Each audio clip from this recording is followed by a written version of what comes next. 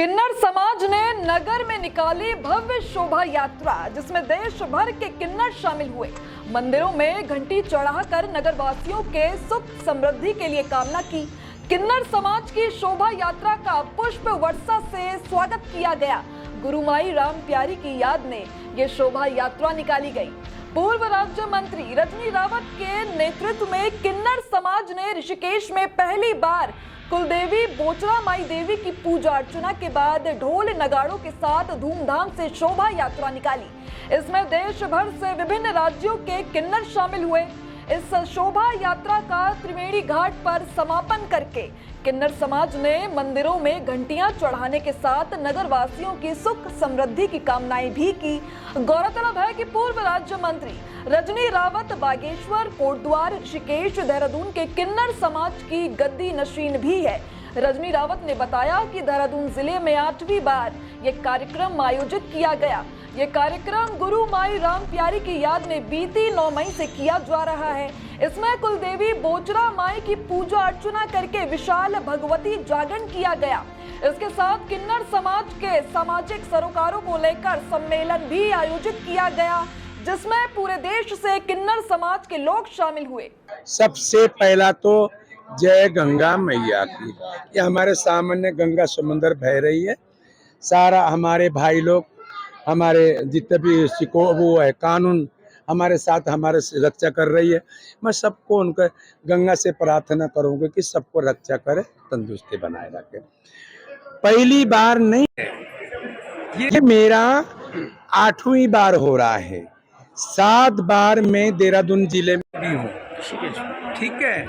ऋषिकेश ऐसा देवी देवताओं का वास है। यहाँ पे चारों हम यहाँ से हमारे कैसे जाते हैं, तो हमारे मन में भी हमारे बड़े बुजुर्ग का ख्वाब में आया, कुछ सोच लीजिए, ठीक।